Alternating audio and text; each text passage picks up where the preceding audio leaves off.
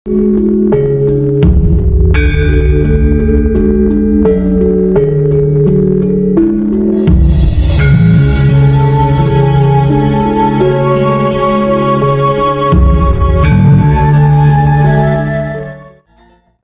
Tinus, dalam perjalanan kehidupan kita kan secara tidak langsung pasti ada campur tangan para leluhur ya.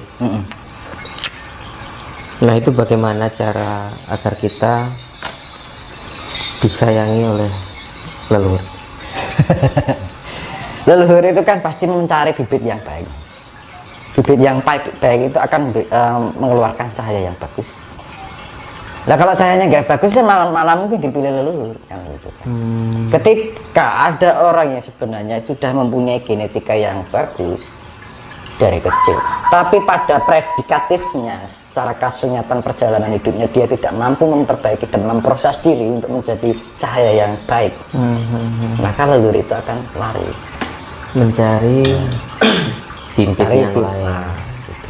Namun ketika kita nggak punya genetika ya dari leluhur yang kita, tapi kita mampu melakukan secara predikatif dengan tindakan-tindakan dengan 5 kunci itu tadi, secara otomatis bisa ya? Tiba-tiba ger kok entuk suara Pak Edi satu ya. Dan ketika kita mengharap jangan kita berharap-harap ini bentuk JDR, malah leluhur itu nggak pengen orang yang ingin karena karsa itu timbul dari karsa itu nggak respect malah. nah, itu makanya dalam ilmu Jawa itu utamakan kewajiban daripada menuntut hak. Lah wong kewajibane rung dilakoni njaluk hak kan gitu. Gitu. Nah gitu. Kedatangan leluhur tidak bisa diminta. Karena ketika kita meminta harapan itu tumbuh dari karsa, dan karsa itu akan menghasilkan rasa pamrih. Gitu. Ujung-ujungnya apa jenenge?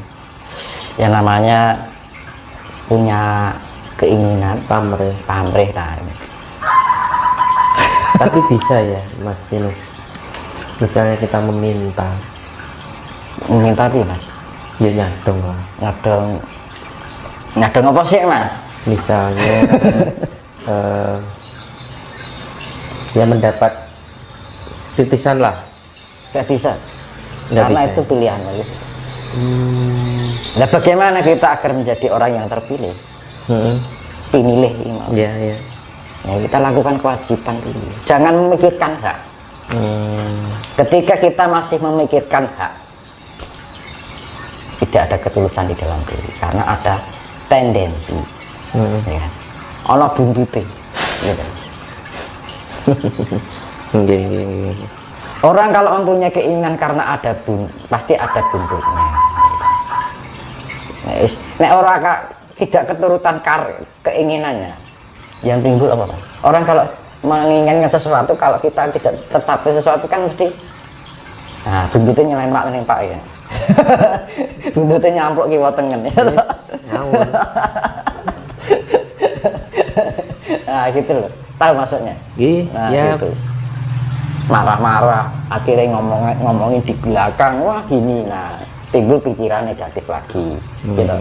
Timbul kebencian lagi, akhirnya timbul energi yang negatif, akhirnya energi negatif menghasilkan karma buruk. Nah karma buruk akhirnya kita mendapatkan karma ketika karma datang menyalahkan keadaan pada kelakuannya apa itu kan gitu. Makanya itu makanya lakukan tindakan berdasarkan kita kewajiban berdharma. Hidup itu kan harus punya berdharma itu adalah kewajiban. Nah, kewajiban itu didasari dari kesadaran diri. Nah, kenapa kita harus mempunyai kesadaran diri? Lah apa urip ya mau tekojut apa sing gawe awake dhewe? Apa dunia iki sing gawe mbae dhewe. Nah, kesadaran diri apa loh? Kita makanya ketika kita menyembah lautan, kita ada yang menghina, bilang menyembah berhala. Yang menghina itu tidak tahu diri. Nah gitu, ya kan? Ketika kita sedekah bumi dianggap itu kafir. Yang mengatakan itu adalah orang yang tidak tahu diri. ya. Ya, betul. Manggone cik butuh lemah ya. Oh iya Mas Dino. Makan tumbuhan tumbuh dari tanah. Kita makan sehari-hari yang kita butuhkan, kita sadari itu. Makanya aku pernah bilang, ketika kita minum itu kita sadari, wah rasanya kopi ini ya nak tenan ya. Nah, ini rasanya pahit tadi lagi, rasanya sedap nikmat gitu. Nah, kok iso jadi kopi merbenek bahan. Ya, terus kita berdiam diri di bawah pohon beringin misalnya, wah seger banget, enak wit-witan. Maksudnya enak wit-witan ya panas ya. Kan kita sudah memayungi kali sama itu tanaman. Makanya dengan keadaan seperti itu kita harus mempunyai pola pikir yang namanya hamemayu hayuning bawono. Nah, sedekah alam itu adalah hamemayu hayuning bawono. Nah, itu tumbuh dari mana? Hamemayu hayuning diri. Ketika kita bisa memayu hayuning diri, otomatis kita akan memberikan hamemayu hayuning bawono, juga hamemayu hayuning sasama atau sasono. Nah, kita menghidup. Oh ternyata ketika kita duduk di bawah pohon itu sejuk ya. Berarti penting kan? Zaman saiki malah kita didoli, dadek duit dilempet kan, lebok kene ATM kan ngono. Akhirnya apa seneng-seneng ya toh. Tukok WKI, tukok kuwi. Bar iki wah aku iso di mobil, akhirnya mbok ikuan diri. Oh aku iso lho ngene iki. Nah. Ya. Nggih. Orang kalau orang merasa mampu dari jalannya itu sudah lain. Iya. Gimana? Orang masa orang duwe misalnya, orang nggak punya. Nah, ketika kaya, wah aku omongannya sudah beres, merasa mampu. Nah itu jebakan-jebakannya seperti itu yang kita waspadai. Nah, itu makanya kan saya kembalikan pada ajaran budi pekerti luhur orang Jawa, ya kan. Makanya di zaman ini penagihan perjanjian eyang sabdo palem ini yang dikembalikan. Manusia harus bisa berhamemayu hayuning diri. Ketika manusia bisa berhamemayu hayuning diri, maka dia akan bisa mampu hamemayu hayuning bawono, hamemayu hayuning sasono. Nah, hamemayu hayuning bawono itu apa? Diartikan hamemayu itu artinya diambil kata dasar adalah ayu. Ayu itu adalah keindahan. Ha itu artinya suatu kata kerja. Ya. Mengindahkan bawono. Kita mengindahkan alam semesta ini. Hamemayu hayuning sasono, kita mengindahkan sesama kita. Dengan cara apa? Tepo sarira, rananing sarira, bagi ini kuwi to, Mas. Nggih. Untuk orang untuk sarira kan. Hamemayu hayuning diri, kita mempercantik diri kita. Tapi yang sekarang ya dicantikin ragawinya. Ketika kita mampu mempercantik jiwa kita, otomatis raga kita juga akan terawat. Tapi ketika orang mempercantik ragawinya, belum tentu jiwanya bagus karena wadah. Barang nek wadah ya apik durung karuan sini apik. Nggih. Itu zaman sekarang kan ya makanya dibilang orang hanya memandang sebelah mata, itu kan zaman sekarang kan gitu. Si sawam njobone tok kan gitu kan. Makanya menilai keburukan dan ketidakburukan orang lain itu kan zaman sekarang hanya sebatas kulit gitu. Makanya ilmunya ilmu kulit juga. Makanya itu dikembalikan agar manusia semua di Nusantara ini biar memahami ilmu daging. Kan gitu. Wah ini daging semua kan. Nah, rasanya enak kan. Nah, makanya seperti itu. Nah, makanya ini saya kembalikan dengan perjanjian yang Sabdo Palem dengan angka kunci 729 kalau disatukan menjadi angka 9. Itu adalah awal menuju suatu kejayaan. Karena kejayaan itu sifatnya ada dua, fisik dan non fisik. Ya. Pembersihan secara fisik, pembersihan secara jiwa. Ya. Kalau di dalam pewayangan itu disimbolkan senjatanya Antaséna dengan Wisanggeni. Oke. Ya, ketika Wisanggeni dan Antasena sebelum Baratayuda dimulai, disuruh sama sang yang menang dan diberikan satu senjata yang namanya Godo Inten, ya kan, untuk membunuh siapa? Batara Kala dan Batara Durga. Batara Kala dan Batara Durga itu adalah Angkara Murka. Nah, target utama dalam bencana korban ini yang menjadi pembersihan ini adalah Angkara Murka. Angkara itu keegoan, Iya. keemosional, keakuan. Angkara Murka itu adalah kemurkaan itu sendiri, merasa tidak cukup dengan apa yang ada. Makanya wong Jawa ngajari wong urip iku kudu narima kan gitu kan.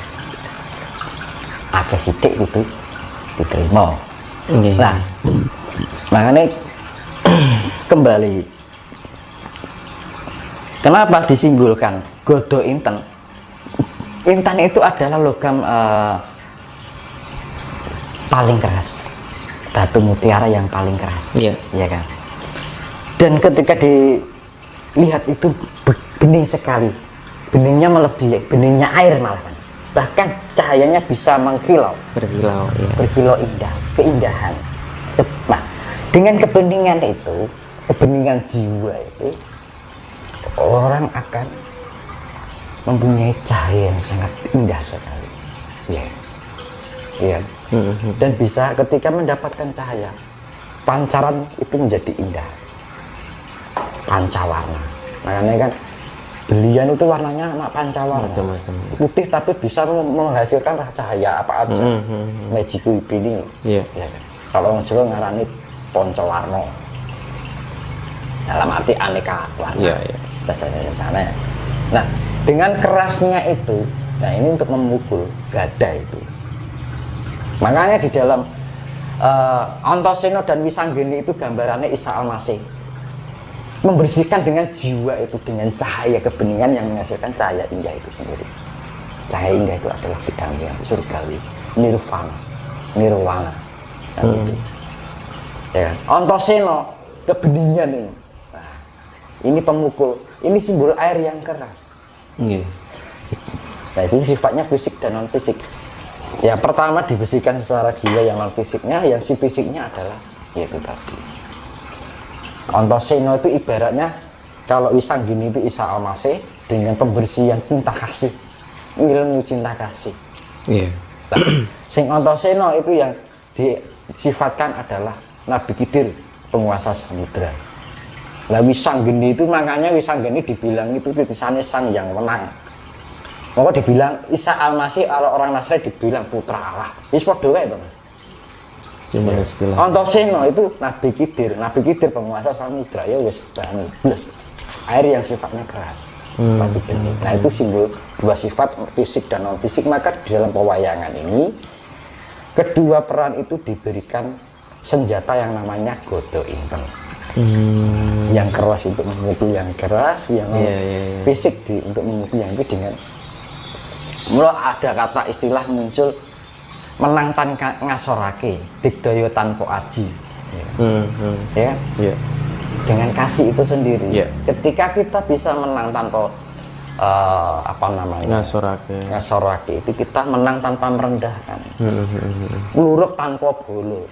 Buruk tanpa bolo itu dengan kita sendiri, kita bisa merangkul semua, menciptakan kedamaian, kerukunan. Yeah. Akhirnya tercipta keharmonisan. Keharmonisan tercipta kedamaian. Ya kan? Digdaya tanpa aji, ya kita, ya mau digdaya tanpa aji ya, ilmu bejo. Ya tak? Kita sakti, orang bejo itu sakti loh. Ya tak? Paling sakti ya. Tapi nggak punya aji-aji. Gitu. Kayak itu orang bejo. Nerimo.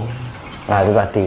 Makanya nguruk tanpa bulu itu ya kasih itu tadi. Energi kasih, cahaya kasih, pancaran kasih itu yang bisa menyelamatkan diri kita. Akhirnya kita mempunyai saudara yang banyak. Akhirnya musuh menjadi teman, saudara. Nah, Iya. itu nguruk tanpa. Menang tanpa soraki, kita tidak merasa diri besar diri, ego diri. Ya. Dengan cara itu, dengan sikap kerendahan hati, kita akan disayangi oleh banyak orang. karena orang itu pasti memikir salut ya, orang kok orangnya seperti itu, kok rendah hati. Ini anak nyawa mau tinggi hati kan yang nganyel gitu kan. Iya. Beda kalau jenengan bertemu dengan orang yang nanti, iya mas. Nah, makanya orang Jawa mengajarkan tentang kehidupan yang penuh tata krama, sopan santun, anda pasor. Oke. Nyun sewu, badhe derek tengking, ya kan? Orang Jawa.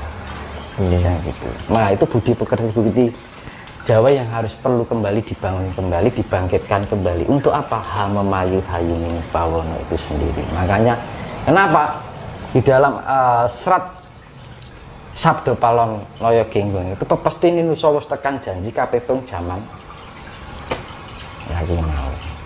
Terus kapitung 500 warso bakal bali marang Gomo Budi. Gomo Budi itu dalam arti ageman, kita harus mempunyai busana itu sendiri ya. Berarti ini sudah ada 500 tahun atau lebih ya. Itu kan orang dulu kan hitung-hitungannya kan rata-rata orang tuh saklek 500 gitu kan. Perkiraan ya gitu kan. Karena perhitungan itu orang dulu itu bukan pakai angka tapi perjangkaan kira-kira sama ini loh.